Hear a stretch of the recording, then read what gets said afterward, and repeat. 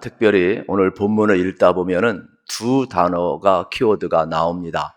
하나는 언약이라는 말이 계속 나오고 있습니다. 그리고 하나는 순종이라는 말이 계속 나오고 있습니다. 그러면서 예레미야서 11장 예레미야 선지자를 통하여 전달되는 메시지는 하나님께서는 이스라엘 백성을 택해서 내 백성 삼으시고 언약을 주셨다는 겁니다. 그 언약을 지키면은 그들이 복을 받을 것이라. 그러나 그 언약을 깨는 자들에게는 하나님의 진노와 심판이 임할 것이다.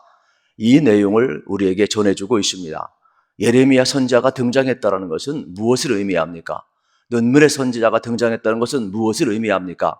하나님의 언약을 깼다라는 겁니다. 이 백성이 하나님을 떠났다라는 겁니다. 이 백성이 우상을 섬겼다라는 겁니다. 그렇기 때문에 하나님의 말씀을 온몸으로 전할 수밖에 없었던 것이 예레미야 선지자가 되겠습니다. 그것도 40년간 동일한 말씀을 전해야만 합니다.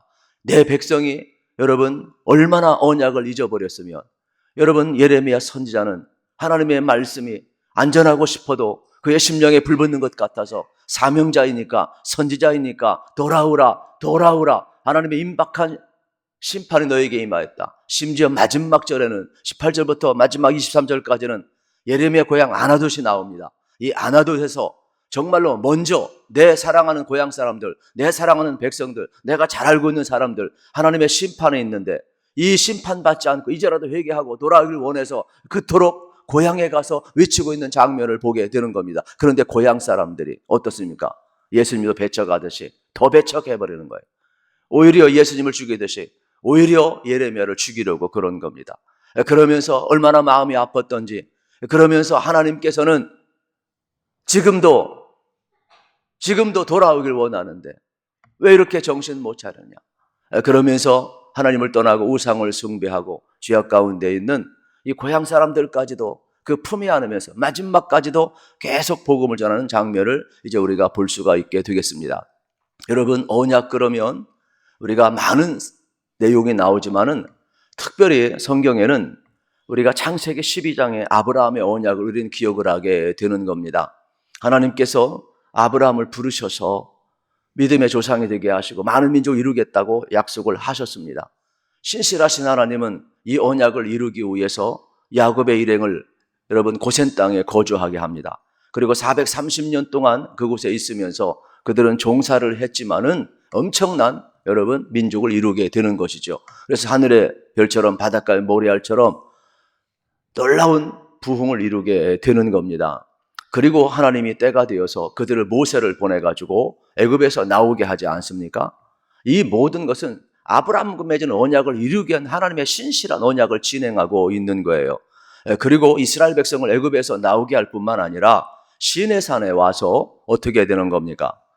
모세를 통하여서 언약을 주는 거예요. 십계명을 주는 거예요. 그러면서 그 핵심은 뭡니까? 출애굽기 19장에 보면 나는 너희를 종되었던 애굽 땅에서 인도해낸 여호와니라. 너희는 나의 백성이라. 너희가 내 말을 지켜 행하면 너희는 내 백성이 될 것이며 나는 너희의 하나님이 될 것이라. 명확하게 언약을 주고 있는 장면을 봅니다. 그런데 그들은 어떻습니까? 광야 40년을 지내면서 언약을 지킵니까? 불순종합니다. 하나님께서는 신명기 27장에 모세를 통하여 마지막 또다시 언약을 갱신하시면서 한 번 줍니다.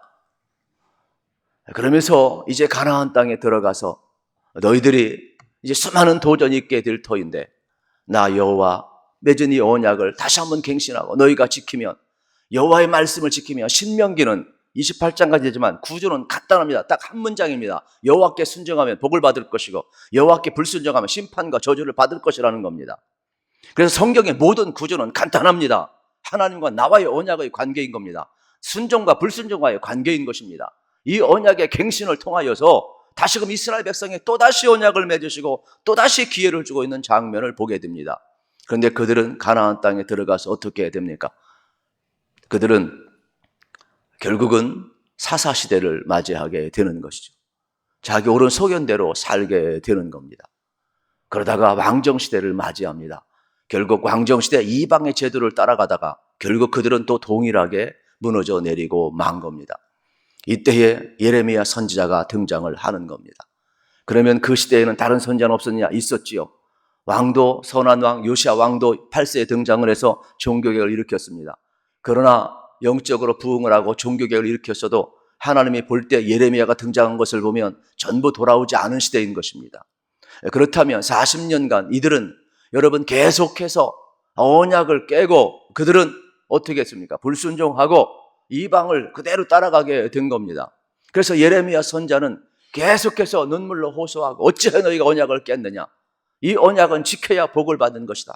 그러므로 이제라도 하나님 앞에 돌아가 이 언약을 지켜서 하나님을 하나님 되게 하고 우리는 그의 백성임을 끊임없이 선포하는 내용이 11장도 계속 이어지고 있음을 이제 우리가 볼 수가 있게 되겠습니다. 우리도 마찬가지가 되겠죠. 미국도 마찬가지가 되겠죠. 여러분, 미국이 청교도 정신을 잃어버리고 물론 지금 좋은 점이 많이 있습니다. 그러나 지금 전부 다 깨버렸습니다. 동성애 그러면 미국입니다. 여러분, 하나님을 대적하는 법 그러면 미국입니다. 여러분, 우리가 좋은 것만 생각하는데 무너져 내려가고 있습니다. 우리나라도 마찬가지입니다. 여러분, 우리나라도 1990년대까지는 어려우면 하나님 찾았습니다. 예배했습니다. 한국교회가 모든 성도들이 다 그랬습니다. 그러나 어느 순간부터 그러지 않습니다. 우리도 내가 하나님이고 나 중심이고 전혀 바뀌어가고 있습니다. 예레미야 시대만 무너져 내린 게 아니에요. 지금 전 세계도 마찬가지고 우리나라도 마찬가지고 우리의 신앙도 마찬가지가 되겠죠. 그래서 예레미야를 통하여서 우리가 보게 되면은 이렇게 무너져 내린 모습이 얼마나 많은지 몰라요. 오늘날 어려움이 있으면 무조건 하나님 찾아야 돼요. 우리는 무조건 하나님의 언약을 기억해야 되고 저는 여러분들이 이 어려운 시대를 살아가면서 진짜 하나님 앞에 바짝 엎드리기를 축복합니다. 그래서 다시금 일어나야 되는 것이죠. 왜요? 하나님의 뜻은 우리가 구원받는 것이고 하나님의 뜻은 우리가 돌아오는 것이고 하나님의 뜻은 우리가 다시금 부흥하는 것이고 하나님의 뜻은 언약을 지키는 것이고 하나님의 뜻은 우리에게 복을 주는 것이 하나님의 뜻이기 때문에 그렇습니다. 예레미야 심판은 심판의 목적이 아니죠. 진노 중에도 긍휼을 베푸며 이스라엘 백성과 언약을 회복하기 위한 하나님의 섭리를 계속해서 보여주고 있는 내용이 되겠죠. 오늘 우리의 삶의 자리에 여러분 다시 한번 6절부터 한번 8절을 읽어보도록 하겠습니다. 6절부터 8절이 되겠습니다. 시작. 여호와께서 내게 이르시되 너는 이 모든 말로 유다 성읍들과 예루살렘 거리에서 선포하여 이르기를 너희는 이 언약의 말을 듣고 지키라. 내가 너희 조상들을 애굽 땅에서 인도하여 낸 날부터 오늘까지 간절히 경계하며 끊임없이 징계하기. 너희는 내 목소리를 순종하라 하였으나 그들이 순종하지 아니하며 귀를 기울이지도 아니하고 각각 그 악한 마음에 완악한 대로 행하였으므로 내가 그들에게 행하라 명령하였어도 그들이 행하지 아니한 이 언약의 모든 규정대로 그들에게 이루게 하였느니라 하라. 아멘. 하나님이 어느 정도 자비하시고 긍휼이 많으시냐. 불순종했는데 이 언약을 이루길 원하고 있어요. 여러분, 모순 뛴 말이지만은 하나님은 이스라엘 백성이 불순종했는데 약속을 이루기 위해서 그 일을 이루고 있다는 거예요. 그러니까 우리의 신실함이 아니라 하나님의 신실함에 의해서 이끌어가고 있다는 거예요. 그러면서 계속해서 10절에 보아도 어떻게 너희가 언약을 깼느냐. 우리 조상들이 맺은 언약을 계속 깼다라는 거예요. 그러면서 돌아오라는 거예요. 이제라도 회복하라는 거예요. 왜요? 이미 진노가 넘어야 되는데 그 진노 중에도 하나님의 약속이 이루어지고 있고 우리를 복되게 하고 있고 우리를 이끌어가고 있다는 거예요. 그러므로 아직도 기회가 있다는 것이죠. 세상에 바벨론 포로 70년을 예언하며 70년 후에 이루어질 회복까지 예언할 정도로 하나님의 긍휼과 자비를 이야기하고 있는 거예요. 그러니까 이 선지자의 외침은 어떤 심판의 목적이 있는 것이 전혀 아닌 것이죠. 그러면서 순종이라는 말을 3절, 4절, 7절, 8절 계속 쓰고 있어요. 순종이란 다른 것이 아니죠. 하나님 말씀을 듣고 따르며 준수하는 것이 바로 순종임을 발견하게 되는 겁니다. 그러면서 9절, 10절에 보면 아무리 선포해도 이스라엘 백성은 순종보다 불순종을 더 많이 하였도다. 이렇게 말씀하고 있음을 보게 되는 겁니다. 그래서 어쩔 수 없이 11절 이하에서 하나님은 재앙을 그들에게 내릴 수밖에 없음을 이야기합니다. 이미 우리는 성경 곳곳에서 하나님은 순종이 제사보다 낫다고 말씀한 것을 기억을 하게 되는 것입니다. 그렇습니다. 오늘 우리의 삶의 자리 다시 한번 하나님의 말씀을 듣고 여러분 순종하는 자리로 꼭 나아가시기를 우리 주님의 이름으로 축복합니다. 하나님께서 여러분 아브라함을 부르셔서 여러분 믿음의 조상이 되게 하실 때 아브라함은 순종하며 나아갔어요. 아브라함이 왜 복의 근원이 될 수밖에 없느냐? 언약을 맺고 그 순종하며 나아간 하나님이 그걸 이루시는 거예요. 그렇다면 오늘도 마찬가지로 믿음으로 나아가서 순종하면 하나님은 어떻습니까? 이루시는 분이시죠. 믿음에서 나오는 그 행위가 순종임을 우리에게 가르쳐주고 있음을 발견하게 되는 겁니다. 그러면서 예레미야서는 계속해서 이 장이 많은 것은 이러한 내용을 전하면서 불순종한 예를 계속 이야기하는 거예요. 하나하나. 그러다 보니까 분량이 이제 많아지게 되는 거죠. 40년 동안 그래도 하나님의 신실하심은 이어지는 것을 보면 참 우리가 이해할 수가 없죠.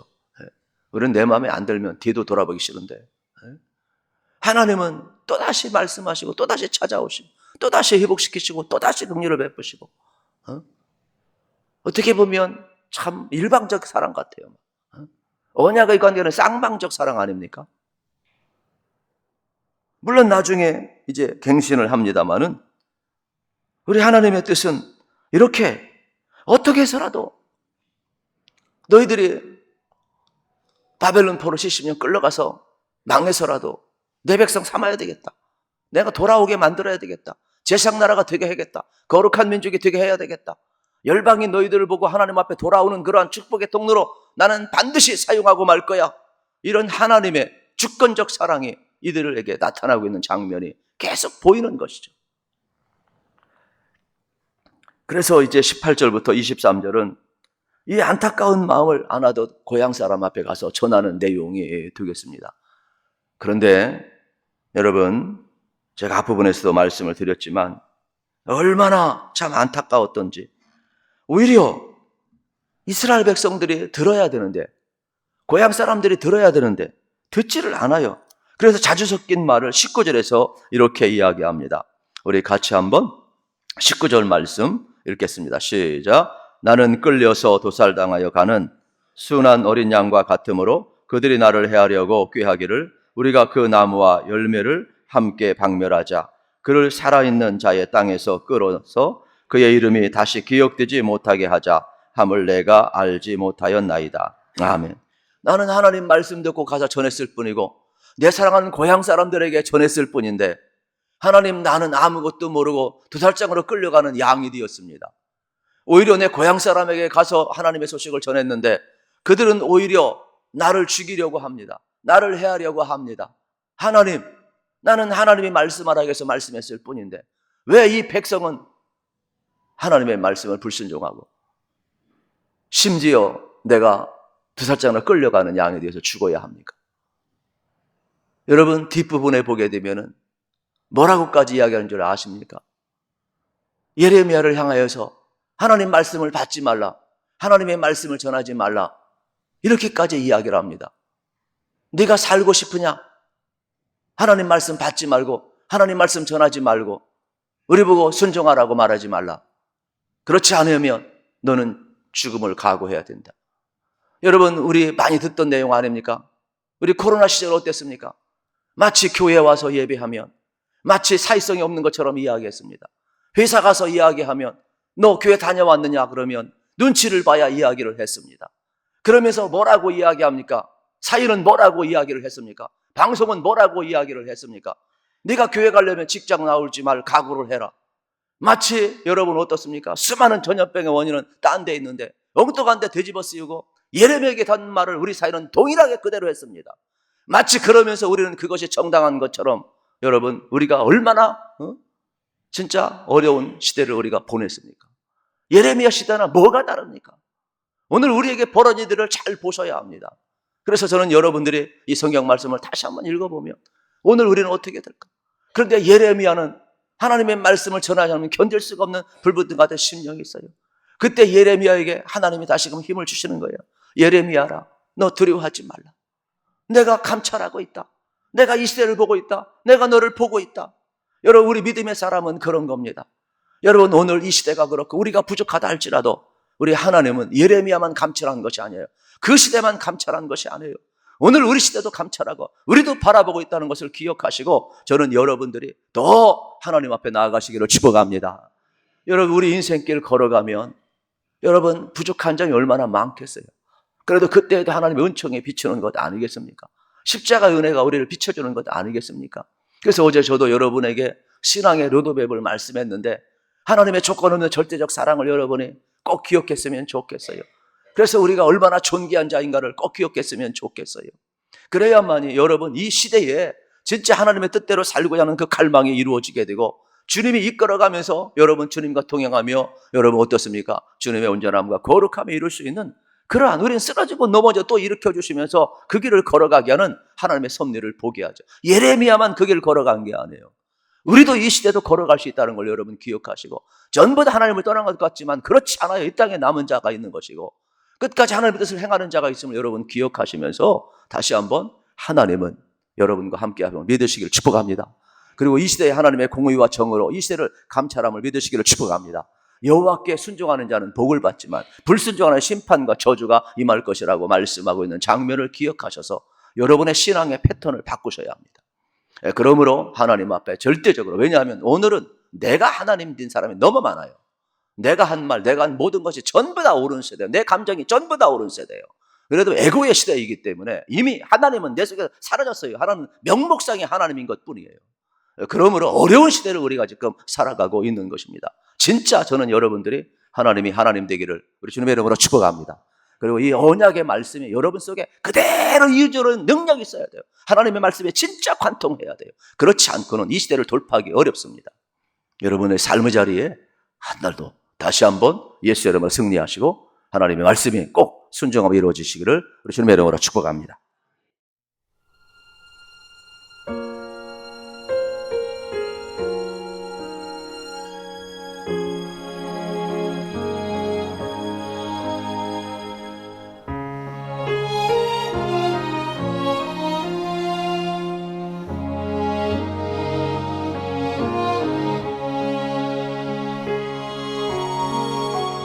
내 주의 보혈은 정하고 정하다 내 죄를 정케 하신 주 날 오라 하신다. 약하고 추해도 주께로 나가면 힘 주시고 내 주함을 곧 씻어주시네. 내가 주께로 지금 가오니 골고다의 보혈로 날 씻어주소서.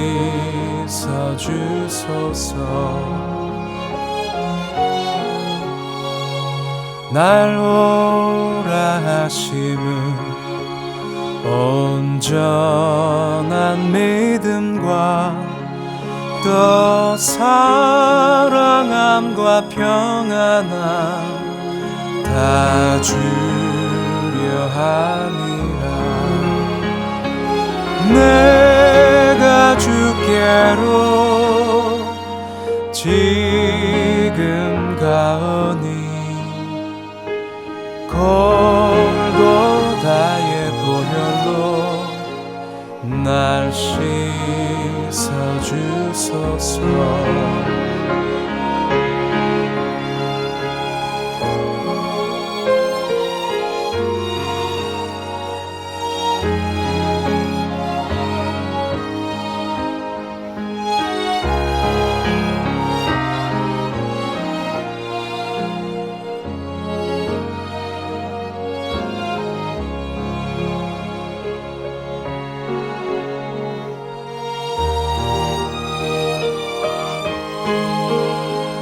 그 피가 맘속에 큰 증거 됩니다. 내 기도 소리 들으사 다 허락하소서. 내가 주께로